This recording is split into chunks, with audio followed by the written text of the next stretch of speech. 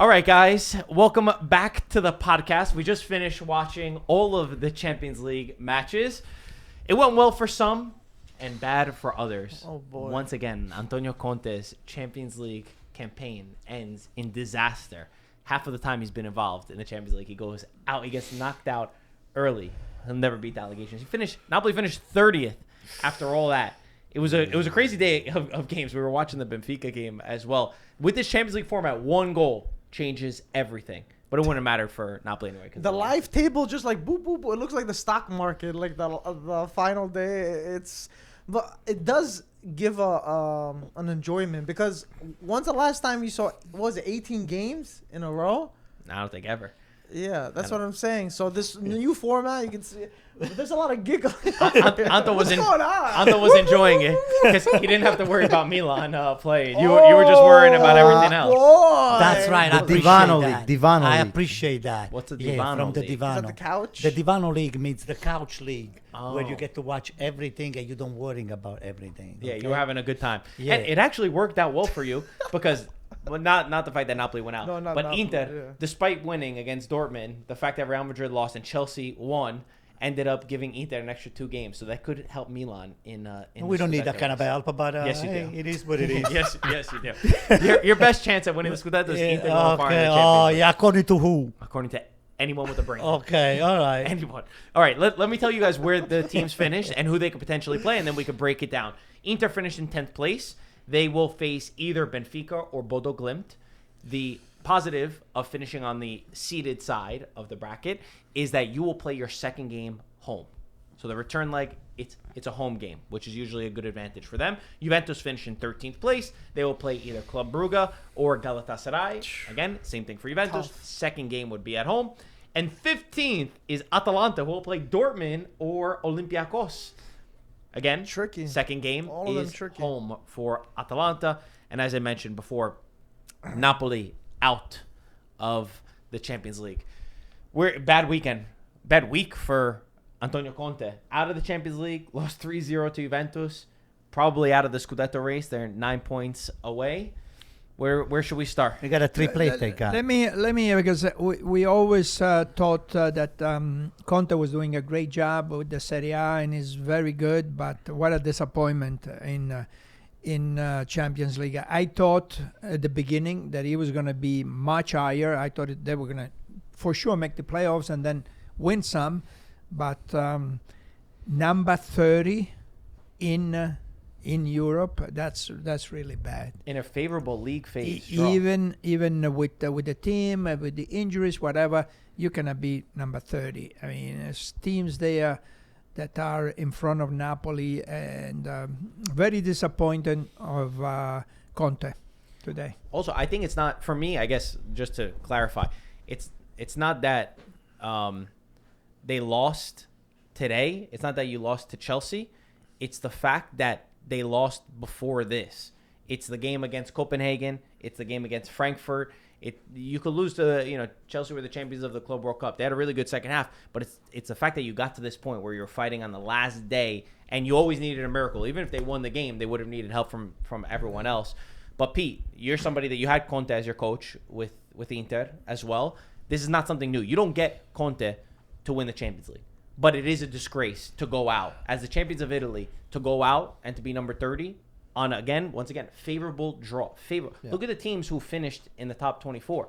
This is not good enough. I would have thought in this type of format, right, that it would have, been easier, let's say, for Napoli to qualify, not maybe in the top 8, but to definitely be in this, the next phase of the Champions League.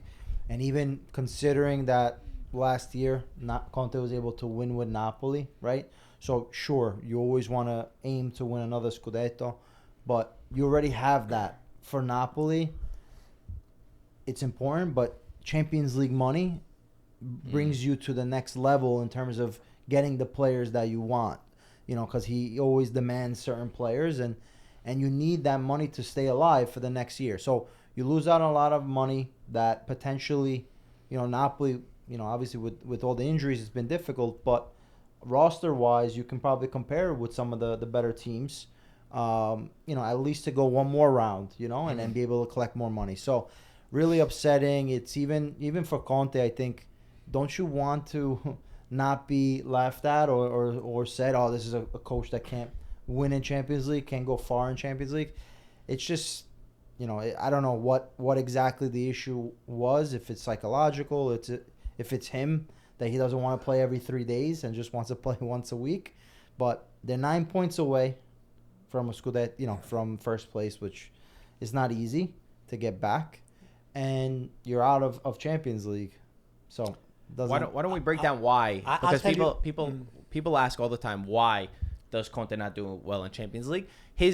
From what he says, I always take over a team that the year before didn't play in Champions League, which I don't think is an excuse. This time he might come out and say injuries.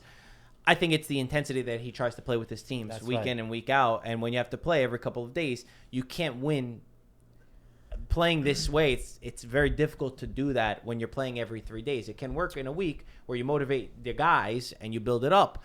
But when you have to actually start playing, I think you struggle. So I don't think it's a mental thing. I think it's more just a tactical thing. And my biggest disappointment is, how has he not learned throughout these years? So many coaches, they learn through their experience. I would have thought that he would have been able to, but he hasn't. I think he wears his squad out so thin when he does that tactic, and it's a physical thing. Playing in that intensity, you can't. It's not possible to do more than once a week, or else you'll suffer the consequences, as we've seen in the past. And we've talked about over the years, this has been a known thing with Conte. I think, frankly, he just doesn't care. He knows what he's good at, and he's like, whatever, I don't have to improve. I'm going to any the top clubs that I want to, and they're hiring me for a reason. The reason is for the league, to win the Scudetto, to go far in that. For Europe, yeah, maybe he's not doing that, but I think that's just his way of training. You can't have the best of both worlds with the way he coaches. I disagree. Okay. I disagree with that, because he's been targeted now as a coach that cannot win in in the Champions League. Yeah. And I think the kind of character that he has and what he puts into every game, he wants to win every game. I guess. And now he's been hurt by that, because now he's going to be named that coach that cannot win in Champions League. I think that hurts him. I have the perfect take for this whole situation. I'm going to try. It's very difficult, but I'm going to try to compare Formula One with Conte mentality. In Formula One, we have the Scuderia. For example, the Ferrari. When you're a Formula One pilot, you have to manage the car. You have to manage the tire. You have to manage the specs that you have on the engine.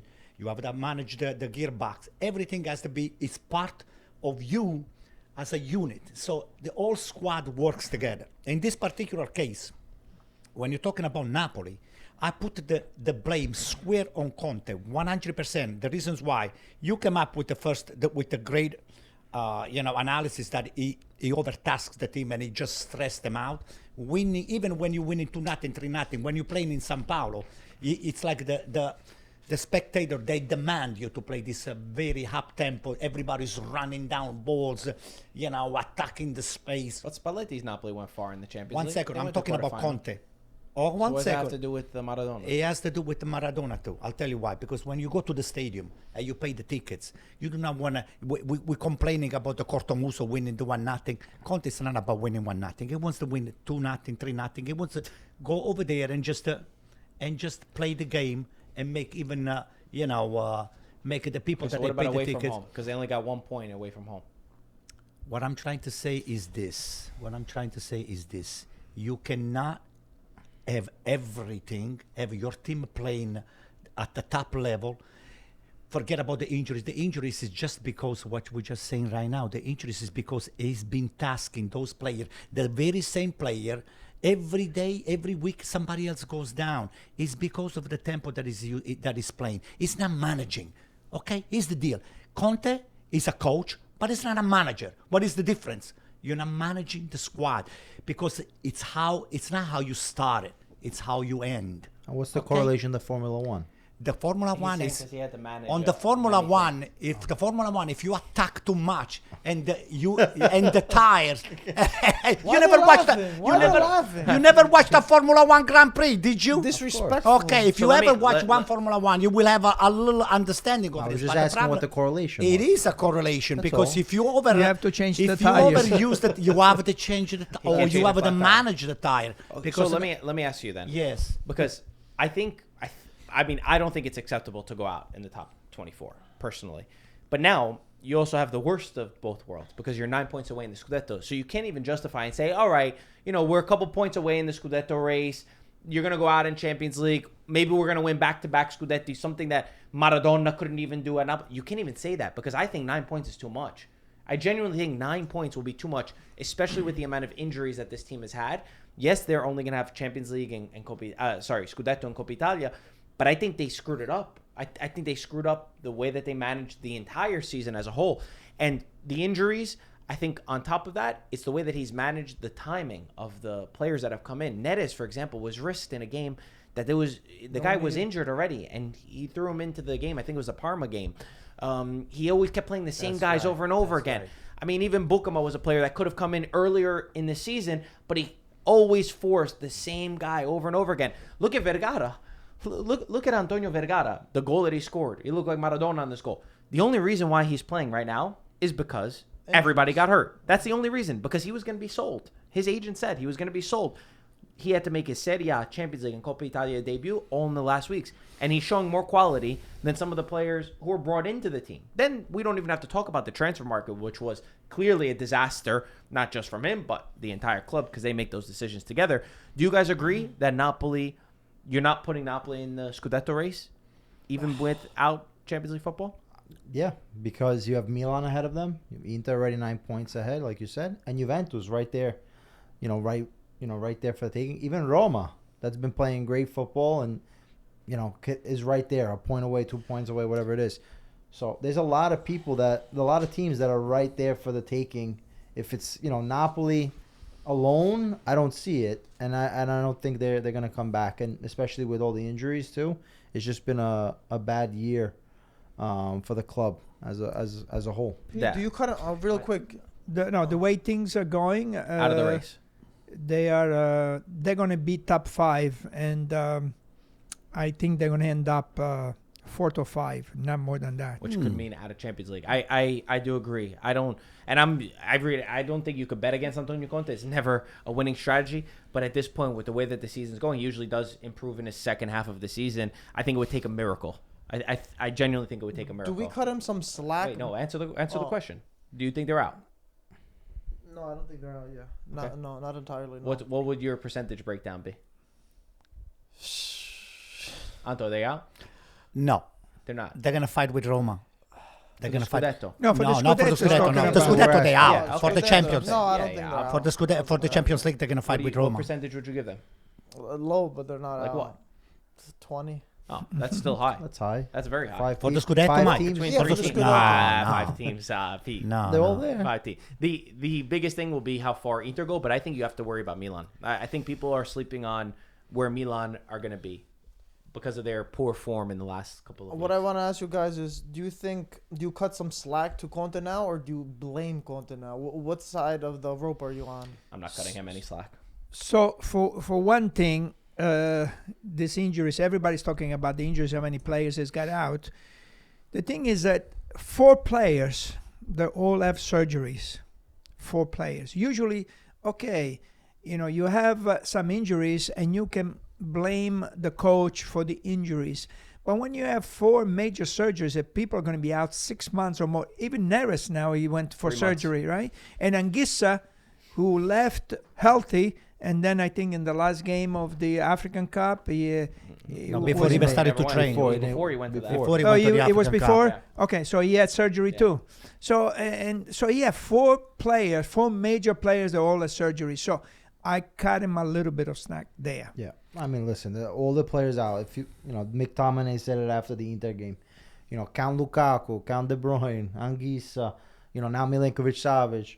There's a lot of players here that any other team would suffer. So that is a reality. That is something that's there. I don't think it's enough to not qualify into the next round of the Champions League. That I agree. I think because the game, Napoli didn't make the Champions League not because of this Chelsea game. It was about the other games that they slipped up, especially in this type of format. Really, 3 points, even 1 point, 1 goal can make a whole lot of a difference. We just saw it now with Benfica in the last minute. So that's where the struggle was. And Conte's preparation of the Champions League games and trying to figure out how to be able to get as many points early on to keep in the bank. Because that kind of saved Inter. If you look at Inter, the last few games, they've been terrible except the Dortmund that they were able to win. But they had the points already accumulated, which helped them stay in a certain position. So all that to say, I think the injuries didn't help. Their transfer market was terrible. You already got rid of a few guys that you brought in for the summer that were supposed to be these big signings. And, I think they're out of the Scudetto race. But more importantly, I think Conte, if he doesn't get Champions League next year, he's gone.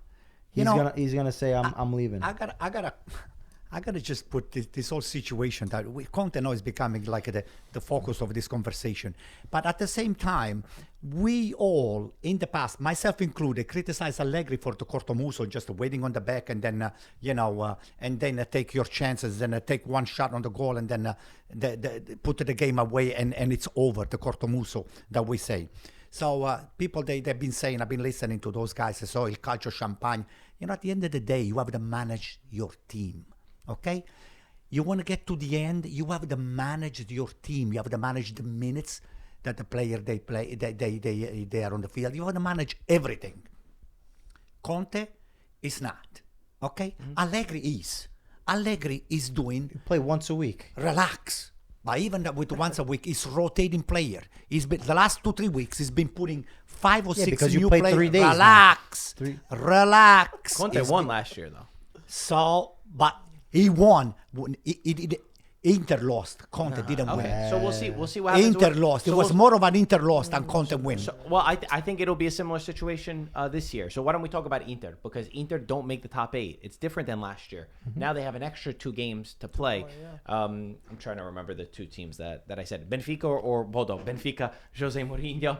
And also Kivu and Mourinho had that little beef, didn't they? Where Mourinho said something. He didn't direct it to Kivu.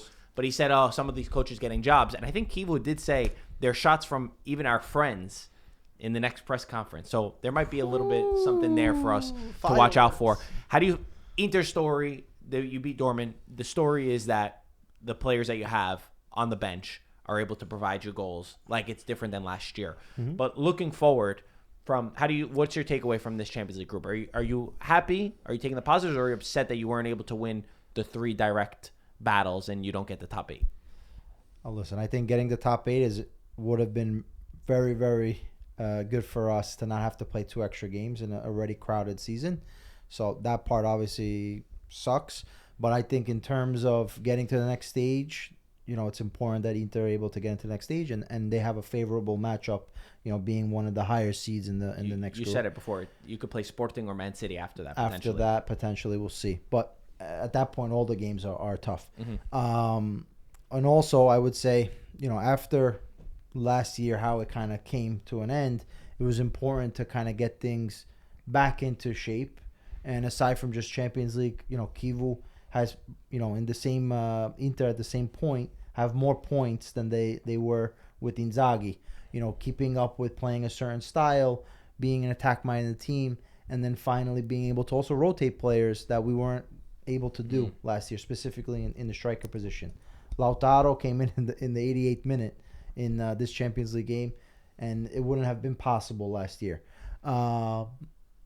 Listen, with the head-to-head games, I mean, we lost to Liverpool, we lost to Arsenal, and Atletico. Maybe games that could have been managed a little bit better potentially, but not games that you say, those are easy wins, and we should have breezed through into the top 8. With the gap that you have, the 5 points, you're looking at your team, and you're looking at all the teams in Europe, are you saying to Kivu and to Inter, go as far as you can? Go as far as you can in the Champions League. Do you feel like you can go to a final one more time?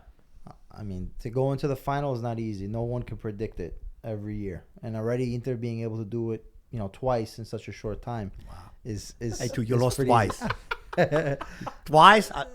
Congratulations. It's true. But congratulations for It's losing true. twice again. True. It's beautiful. So it doesn't make any difference, right? But Yeah. The at revenue the same does. exactly. So that was my point. In this new setup, getting into a Champions League final, I know every fan will say you're wrong, but getting to a Champions League final is worth more than winning the Scudetto financially, and that's the reality of it. So would you sign for that again? no, I wouldn't. Yeah. But I'm saying financially for the Okay. team, you cannot refuse that money. You have to go as far as you can. This time we have players. We just need that right wing back, please. I don't care who it is, somebody other than Luis Enrique, and and hopefully Dumfries also coming back sooner rather than later. And now all of a sudden we can be a very scary team for a lot of teams. You're in such a Champions League. liar. You're just a pathological liar. Oh, you Jesus want Christ. you want Inter to go all the way even on the champions, but because you're in front of the camera right now, That's what I just you said. playing.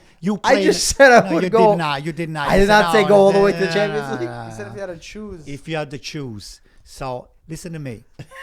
You do not have a team. You don't have a team. What do you Okay. mean? Your team. I don't have a team. Your team What can I do? sucks. Okay, Why that's they- it. why We're do first they get place. different than They last don't year? Plus have. five. They're not Manchester City. They're not Barcelona. They're not Liverpool. So what does that have they're to do not with it? Arsenal. They're not going far on the Champions the League. Inter. At some point, they're gonna get their ass But that's what I kicked, said. and that's it. Okay. I said that. So you don't see them did going not. far? Huh? You don't see them They're going not going far? far. You don't think they it's have the not team? that I don't see it. They're not going far. Period. Oh my god.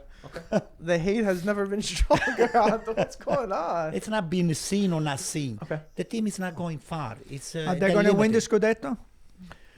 I'll take the next question about that. I don't want to say anything. I agree they need the right wing back. Anything else on Inter? It was a good week for you. The comeback to 6-2. Yeah. The points dropped by Napoli. A few weeks ago, I said that in a few weeks we'll see that Inter is going You to be did- up 6 or 7 You points. did call this. Yeah. I thought about you this weekend. And it's 5 points. They could easily been 6 points ahead. That's what I predicted. That was when I was criticizing them for not beating Napoli. I thought the way Napoli lost to Juventus, I thought that was what Inter was going to do to Napoli that time. And I thought they should have been able to do that. And you said, give it a little bit, the rest will slip up. And there's still a lot more to go. But one thing I would say about Kivu, he's not afraid to keep players in the long, the whole game. Unlike Inzaghi. Inzaghi, DiMarco. DiMarco after the 60th minute, he was off. Yeah. I remember he kept saying that, mentioning it. But it was not healthy when he took him off. I mean, yellow Okay. cards or things like that, it was not healthy. This is DiMarco. Between yellow cards, he was always quick to make the sub. And unfortunately, you have to be able to manage. And Kivu has also played. Carlos Augusto has given the rest to DiMarco as well. But we saw in the Pisa game, right away, he's like, you know what? I'm making this sub before the half even ends. We need to score. We need to win this game. And he put in DiMarco, and right away he was the catalyst, for all 3 goals really, and changed the game. So kudos to Kivu and keeping the players in. You got to feel the players also.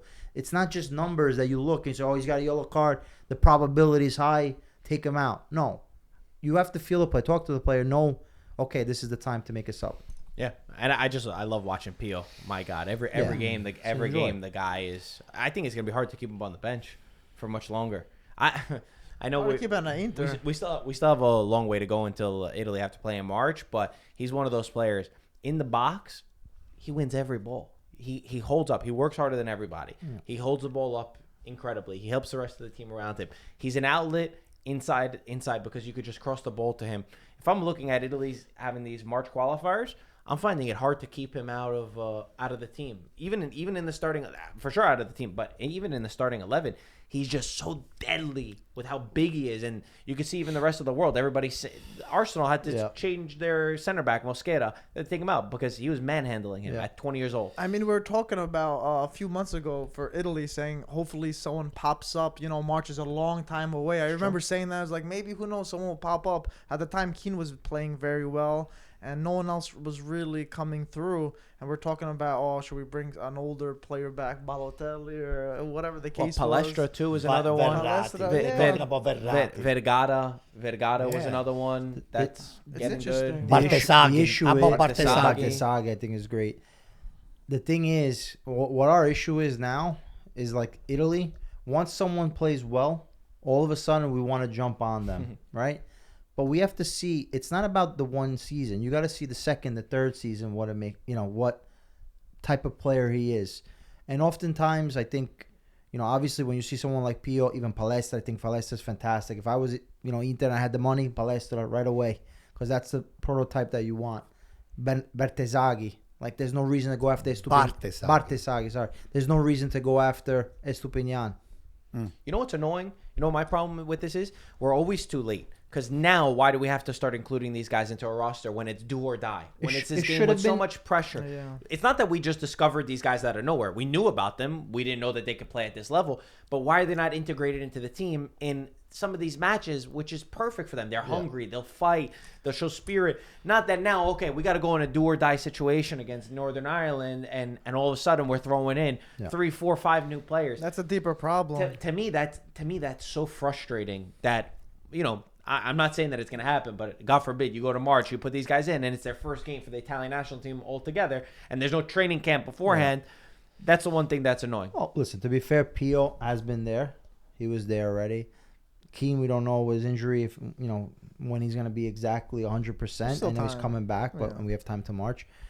Retegui, nobody knows what he's doing out there. He's making money, that's for sure. Scamacca looks good. Scamacca looks decent. So, Pio's going to be within that.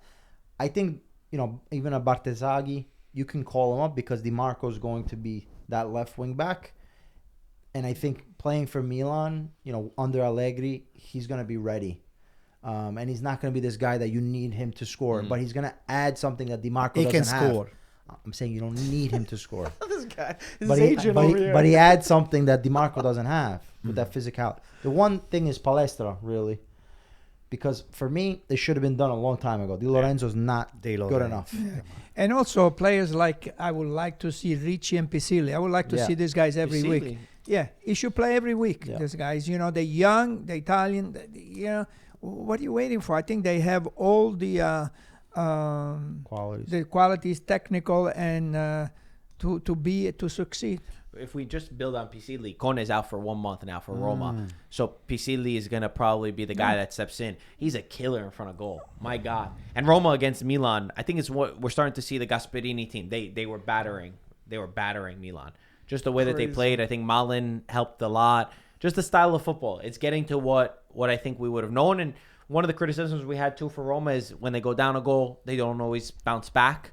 But they did come back 1-1 in this game. They found themselves very lucky in that game. That would have been 3 points for us. Who? I mean, there was 3 points for us. Come on, what are you talking that was about? a 3-pointer for Say us. the other way around. You were dominated by Roma. Can you count? They were 3 points dominated. You know what dominate means? How many goals you scored. Ain't scored. That doesn't mean we that. were up 1-0 with 15 minutes to Male go. doesn't mean that. They were at 3 points. Male era such a Male ha fatto male. Come on. Male si è fatto male. He had the goal. Come on, in front of the goal. Anto, come on. In the beginning. Listen. I think you're watching a different game. Guys. Are you watching, when you're watching the game, are you watching tennis With at his the same eyes time? closed.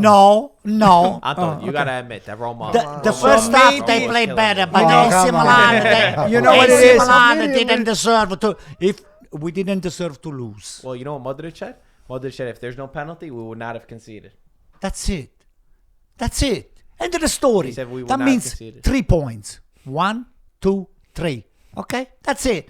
No more question, please. But that was more of the ball not trying to go in the net, I think. And Magnan. Than anything. And Magnan. Magnan's great saves. Right. I still think for Milan, I mean, because we gave Roma their credit. I think we all agree.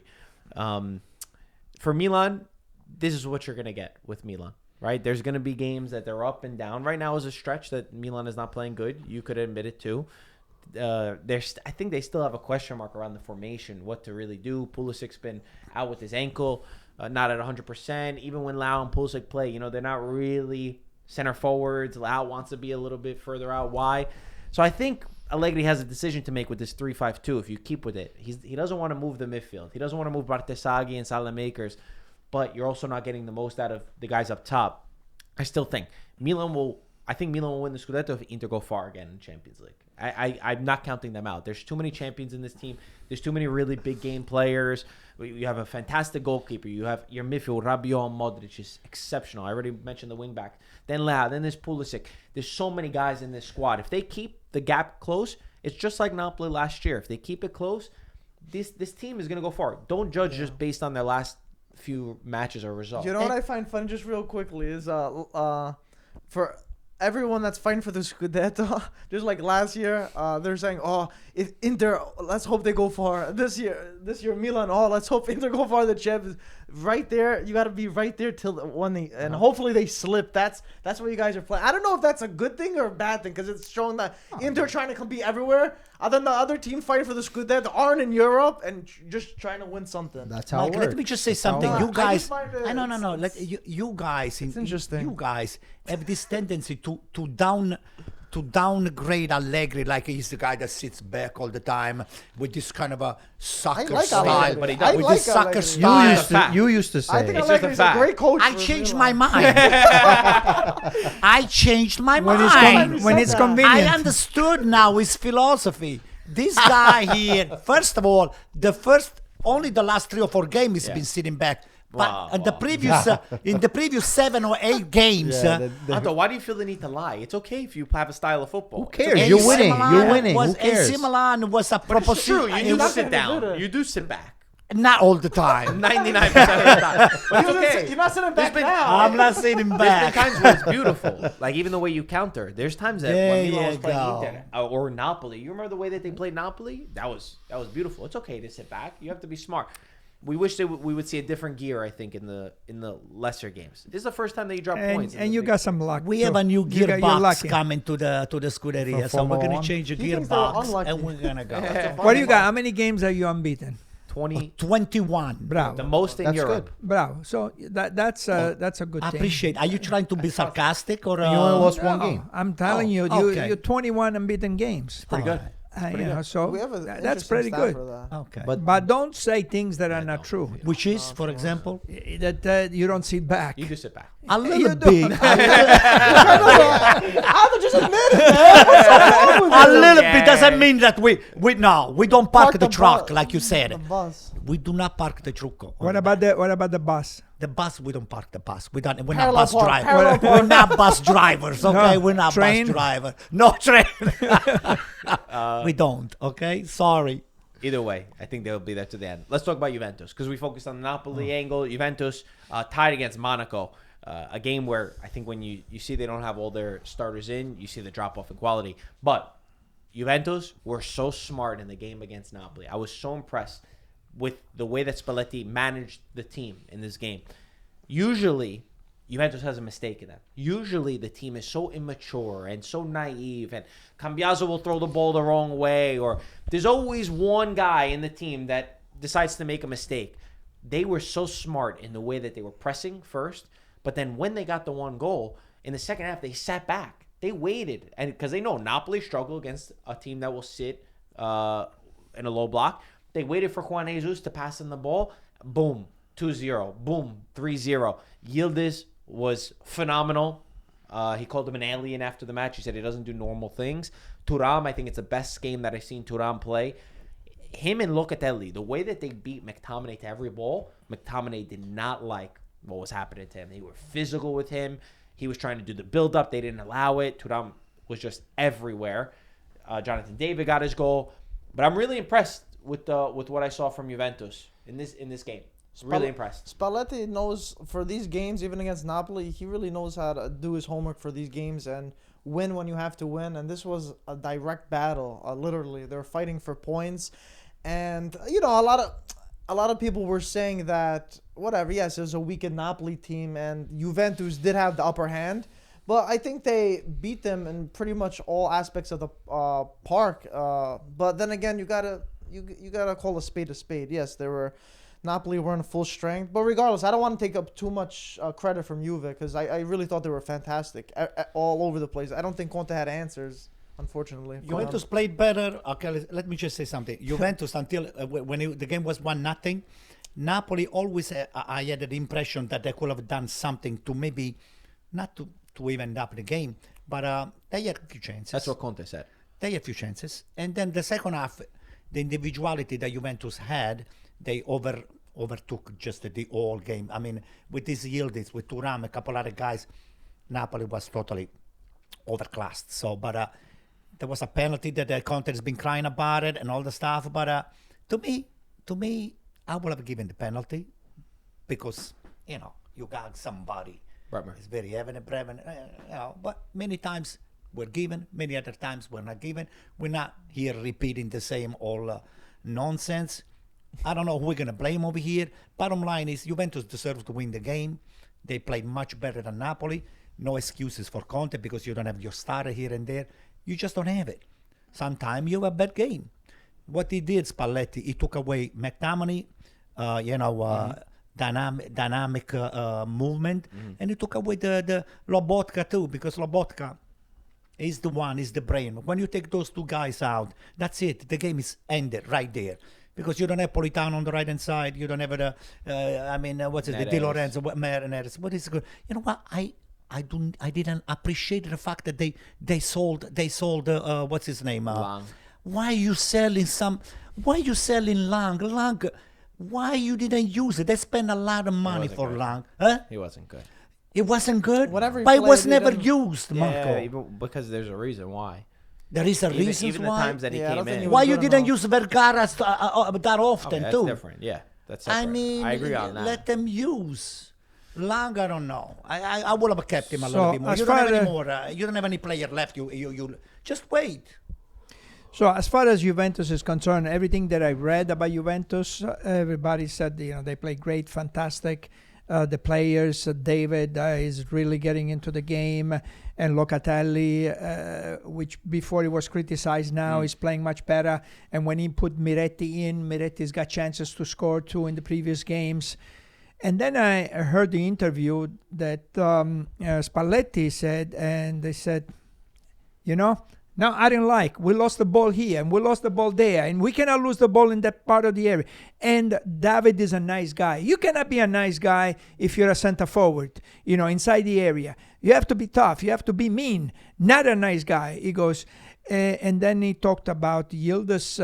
Yildiz, he says he does everything. He even comes back, and the only positive that he talked was about Yildiz. But everything else that he talked, he says we have to play better.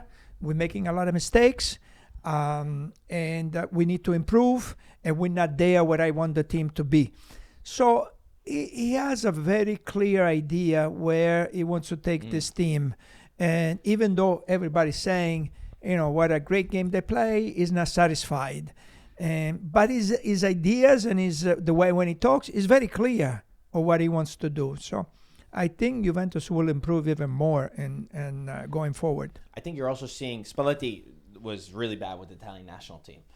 He didn't pick the right players, probably overcoached in a sense, but I think you are seeing when he has a team to work with, it's not a surprise either. If you just look at his record with any club team, I remember we had the stat. I think 10 out of his last 11 jobs in Serie A, he's made Champions League football, and his teams have always played good football. But I think you do see the strength that he has with the squad. And I had my doubts because I said, how's he really going to improve some of these players? I didn't know if they'd be able to play the Spalletti system. So up to this point, I have been wrong about that. He has improved players in a way that I didn't think, and you're starting to see the team have a little bit more courage in the style of play. Try to play the ball a little bit more. It's just enjoyable. The players look happy. The striker position is still a problem. I've seen people go crazy about Jonathan David. Look at Juventus on the transfer market. They're desperate for a striker, for even if it's a low-cost solution. He's not happy enough with David. No, but it doesn't make any sense to just get another player just because out of desperation. At that point, you're not going to get the player that you want. Like I've always said, there's very few real number 9s on this market, and they're not going for less than 90 million. So it's either you find the diamond in the rough, or anybody else that's playing in Europe right now is not going to do the job. Yeah. It's the reality. You need So- a guy that has a problem with the club. There needs to like be something Mateta. else that comes up that because even Mateta, we've had conversations. You told me like a lot of guys that watch him, he's hot and cold. So Yeah. he's not going to be the number 9 Juventus striker the way that savior, we envision it. To Gaetano's point about Spalletti, I don't know if you saw, but the team manager of Juventus tried to shake his hand. Matteo Fabris. Yeah, and he said, "Stai calmo, stai Yeah, I saw. calmo." He didn't want to shake his hand. I after saw that winning 3-0. going out of the After field. 3-0. Oh. So Juventus you know, fans were mad about Yeah. that. I mean, I don't know why he would. Why can't you just shake the guy's hand? Yeah. But whatever. I think That's part of- he's a philosopher. This guy. So You know, my point is, Spalletti is a philosopher. So Yeah. even in what he says, he knows he has this team, meaning the players are Yes. listening to him. Yeah. That's why he can criticize them. Right. He can say what he has to say because he knows they're gonna respect him and they know Yes. he's leading them to the right point. I so, agree with that. So, he definitely has had an effect on this team. He's an equalizer. I've said even when Inter, got him, Inter didn't make the Champions League for a long time. He was able to make that, and that's what kind of, not saying Conte brought it to the next level, but Spalletti was able to just organize the situation. And he's always been dealt some tough cards to play with Roma, with Totti's situation. Right. Who Totti is king. Yeah.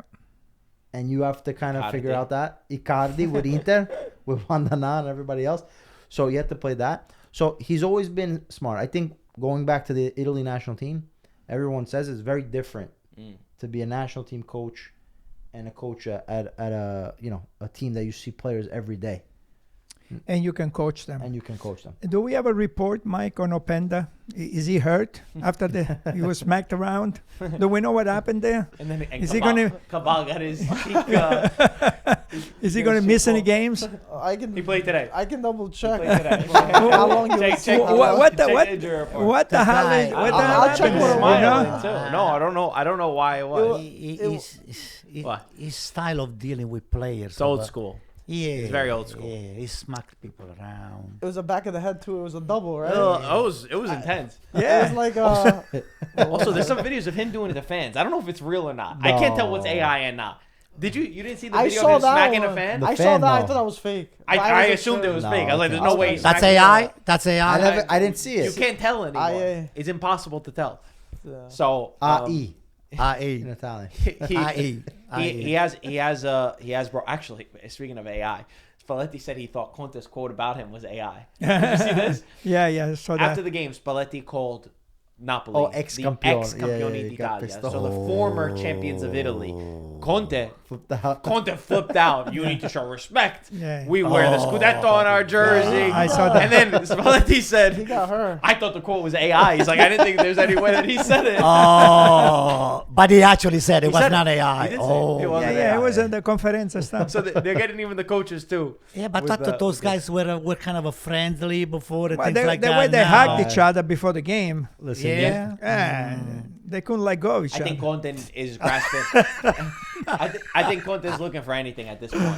Conte is gonna write that quote on the locker room. That was the AI. next game. Gaetano, that was AI. That hug. That was AI. Oh, you AI, by the way. He's in Florida right now. That's not him. Is what? He's in Florida right now. This, Oh, he's in This Florida. Gaetano AI. So, AI Gaetano. yo, are you for real? Are you for real? All right, it's not AI. All Come right. on, Mike. Anything? spoke with him. What else do we have to talk about? Lazio's a disaster. Atalanta, Lazio's a freaking Well, disaster. Fiorentina, Who and knew Atalanta. this? We need to talk. Como. We should say Como. something Oh, They about knocked, they Como. knocked Fiorentina out of Coppa Italia. Coppa They Italia, scored but 3 after trailing. But the way they play, this Oh, man, team, so good. I thought, okay, they win a few games and then, but now they're seriously a contender for the European. Which I mean, European?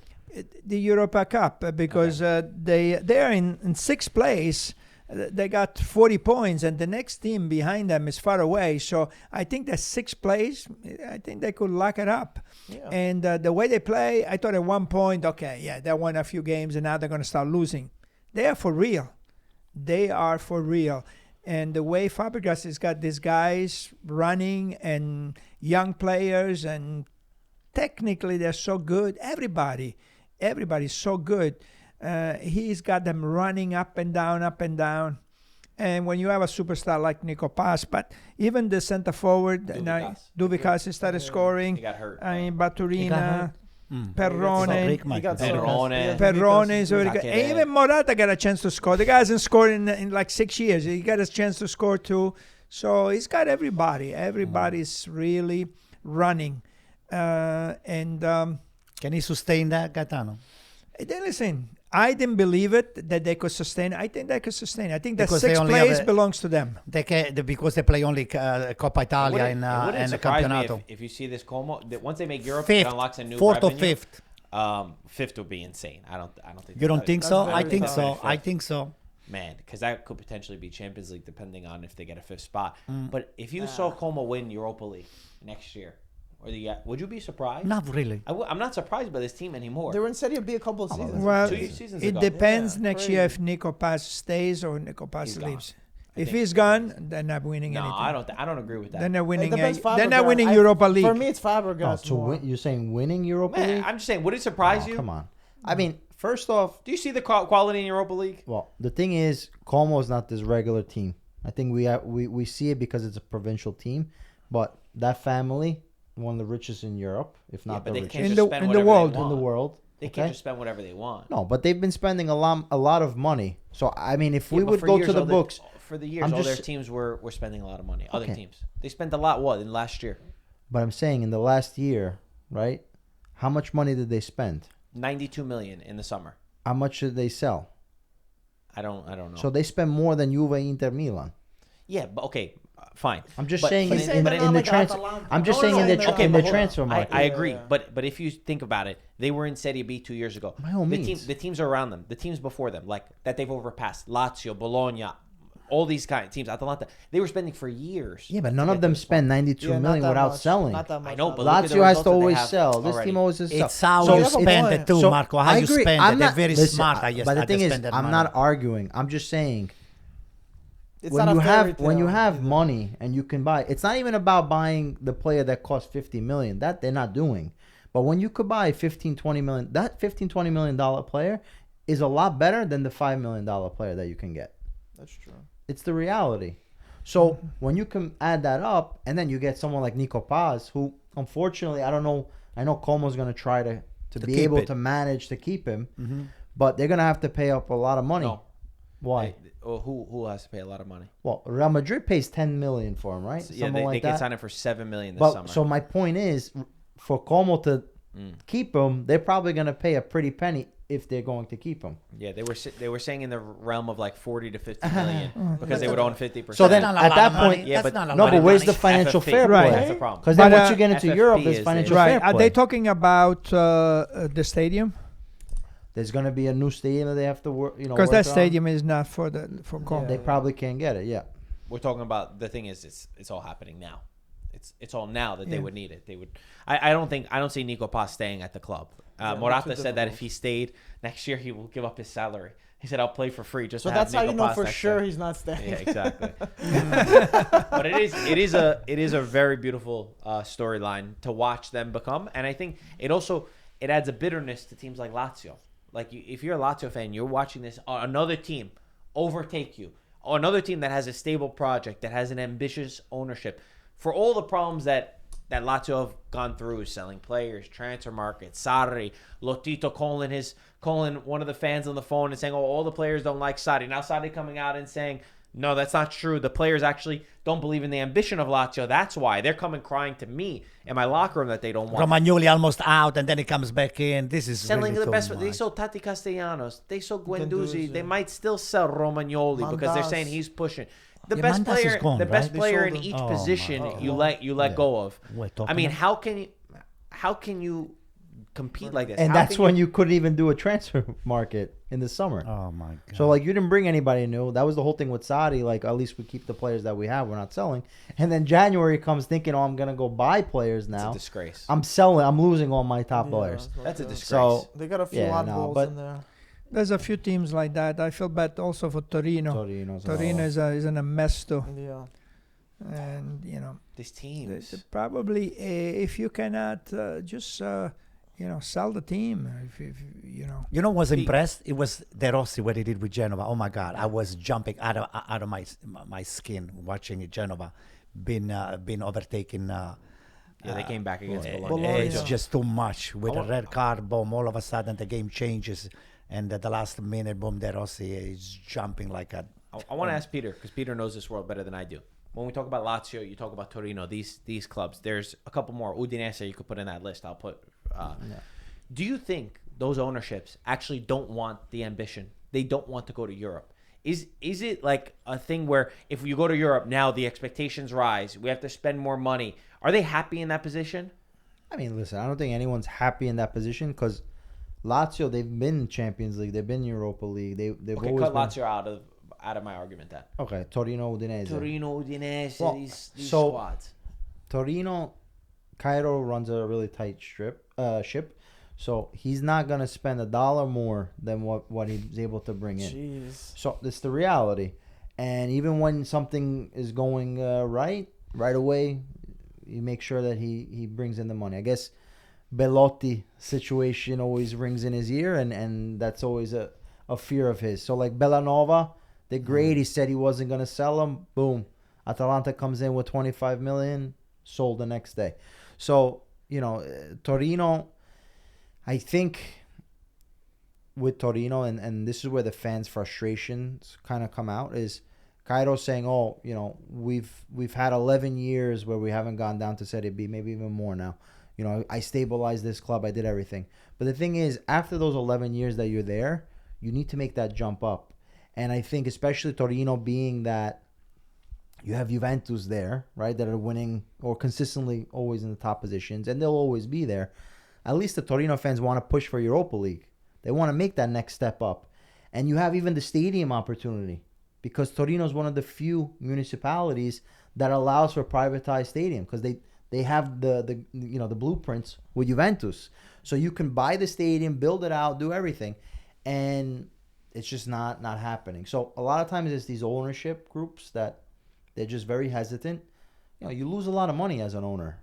And until you do it the right way, it takes a long time to see a profit, unless you're really bringing in revenue from the commercial side and you're able to sell a lot of players. Are there any teams that are in the bottom half of the table that you could see potentially with a really good infrastructure, with really good ownership, with smart sporting directors that can push into that Europa League? Obviously different than Como, but I mean in that sense that they were towards the bottom of the table that you could see going up. Is like a Cagliari on the rise? Is there anyone that you witness? Fiorentina, look, we're talking about Cairo, and then you put Cairo and put Commisso right one next to the other. I mean, Commisso. Yeah, It's not about the money. What you get in is what you put out. Commisso is over there because of the game. But we saw them in 2 Conference League finals. Yeah. So for me, they're. I mean, right now they're struggling, but I don't mean them. Is there Up and anyone? coming. Yeah, like anyone that's making that you see that are doing things the right way. That maybe, I don't know, Cagliari. I really like. I like their strategy that Cagliari went with this year, where they went with a lot of homegrown players. They're another one. They have a couple of really young kids in their squad that they trusted Pisacane to do it. Fabregas even spoke about Pisacane, saying, "Man, it's so hard to go up against him." They have American ownership now, right? Too 40%, I think, became American. Do you think their team potentially Could potentially be a team. It just depends on how the new ownership comes in and what their plans are. I know there's the stadium that's coming in, so that's going to be huge. I'm looking at the list just to have it in front of me. I mean, Cremonese, believe it or not, one of the richest families in Italy own the team, and they're from Cremona. So, but the thing is, it's hard when you don't have the revenues coming in. That's the biggest thing. So you need to have the ticket revenue, TV revenue, stadium, all this other stuff. I would say, Parma could potentially, but they're always kind of like this yo-yo club. But maybe by staying in Serie A for a few years, they can actually build out the project. They have also stadium plans. A lot rides on the stadium, and that's what I think in Italy. The biggest thing is these owners. Sure, they can bleed money, they can spend, but you need to have revenue coming in to make this thing, work fully the right way. Because you could spend a year, 2 year, 3 year, 4 years, but then if there's no return, eventually it's going to stop. You can't just bleed. So in Italy, stadiums need to be built, needs to be privatized, and that all of a sudden brings commercial value, and you get the better players. I think there is one more factor that we might want to put in. I think I'm going to throw it right there on the table. Geographically, I think it has to make sense for a team to have a stadium of a certain size. For example, Cagliari. Cagliari is got the whole region. It's the capital of Sardinia, and everybody in Sardinia, they are a fan of Cagliari. No, if you go in the Emilia-Romagna, you got Bologna, you got Parma, you got Cesena, you got 4 or 5 teams. When it comes down to fan base, you have to share a lot of those spectators. They have to pick up. You cannot really be a Bologna fan and then all of a sudden Parma comes over there. Oh, you know what? This year I'm going for Parma. It doesn't work that way. So geographically, you have to pick up a certain amount of fan base that has been there for a long time, and you have to just allocate it. They said, okay, this kind of region, how many fans can we bring to the stadium with all this promotion, with all of these things here? 60,000. Then you build the team, you build the stadium, you build everything that is around them based on what your fan base is. Okay, regardless of the sponsor. Then you put the sponsor, you put everything else inside. I agree, but also depends on the city. So like in Emilia-Romagna, you have a lot of cities that it's different than in Sardinia. So you're gonna have the fans in the area. Plus, look at us right now. We're in the United States talking about Serie A. So the idea of getting the fan from the city is no longer something that these teams should be focusing on. It's got to be a global reach. And I agree onto at a factor, but it's also about if you win, you're gonna gain fans regardless of where you are. But yeah, I get what you're saying. The grassroots of it, more of it. Listen, any team that is in the middle of the Classifica and as soon as they get a good player, they sell it. Yeah. You know that they don't want to go anywhere. Exactly. Okay, and those are those teams. As soon as they have one player and they get 25 million, the player is sold. And we had a team like Monza, which a few years ago, oh my God, everybody was scared of Monza.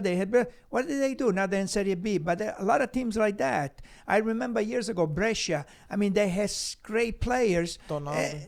Tonali. And then what they do, as soon as they get 25, they sell it. You know that team does not want to build a project. That team wants to get some young players and cash out. That's right. Because it pays forward. You pay for the next 5 years with that sale of a Tonali. That's the issue. Yeah. There's no other revenue bucket. It's more the lack of a reinvestment. Because Atalanta have often said that they will sell one guy, right? But Atalanta will sell somebody and get a replacement. They'll get 3 or 4 that become 40 million. But they don't just sell one guy. Yeah. They sell 2-3 guys. And also you're in Champions League. So when you get into Champions League multiple years, now all of a sudden you have some money. They made it to the the semifinals. Yeah. Right? I thought almost quarterfinals with PSG. Almost. I thought that Bologna was building a nice project. And then they think they are. Yeah, but they sell the best players every year. They sell their best players. It's tough, money. Man. And those fans. I mean, if I am a fan of that city, I think they're happy if they're between 8 and 10 players, and that's where they're going to stay. And maybe one year there's going to be a miracle, and they're going to go a little bit higher. Otherwise, if you're between 8 and 10 players, you're happy. Yeah, but Gaetano, it lasts for 5 years.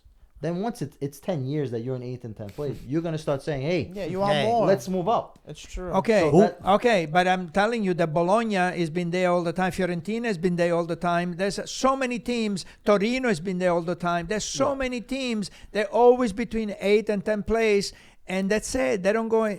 The project finishes there because if they have a player that is really good and they get 30 million, they're going to sell it. 35 million, they're going to sell it. But because the stadium, if you can get a sponsor that comes in and naming rights for the stadium and brings you in 50 million, you're not forced to sell. Udinese has got their own stadium. That's another, I thought, a project that could have gone, really good. And what happens? Bari's got a beautiful stadium too. They're waiting for the owner. Pavoletti had other plans. Yeah, it's a deep conversation. All right, guys. We hit everything, right? Wow, we got deep that. Yeah, that yeah. conver- Listen, that lot of Genova, conversation we was need like to a talk meeting. about Genova and De Rossi. I'm so talk happy about it. for Yeah. him because De Rossi, he took the team on his, under his wing the last. He's unbeaten the past 5 games. That's what I'm saying. Yeah, He he's gave doing hard time good. to AC Milan. He's giving hard time to a lot of tough teams. So That red card. I- that red right. card killed Bologna. Bologna was up 2-0. That was I crazy. can't That was believe crazy. it. What? Yo, did you? comes what out. If the you guys hell- didn't see what Skorupski did, What is he go thinking? watch. What It looked is he like a thinking? cartoon. I have I no mean, idea. Italiano must be out of his mind. I thought there If was you're no a way. coach, He brought them back. if you're a coach and you see that you're winning 2-0 and a player does that, Yeah. I mean, I don't know how you can sleep at night. It's very unfair. But listen, I have never seen De Rossi as a player celebrating the way he was celebrating He was- when they scored the 3-2. he was going nuts. He was Could you jumping imagine 6 Skorupski? foot on I the wanted a air. fan cam of Skorupski. It's not the first Oh. time. He did it in Europa League right before, too. That's Against right. Celtic. He gave up the goal. Right? It was, What I'm a- pretty sure it was what a Skorupski. mistake. Yes, the pass. What a mess. You know, the team gets the character of the coach, and De Rossi, that's the type of player that he was. You never give up. You know, if you so that I see Genoa every time Genoa plays, I like to watch it because of De Rossi. Fun. I never watched Genoa in the last 5 years. One game. Now I'm watching Genoa. All right, Yeah. guys. Thank you so much for watching. Make sure you like, subscribe, and we'll talk to you soon. Ciao, guys.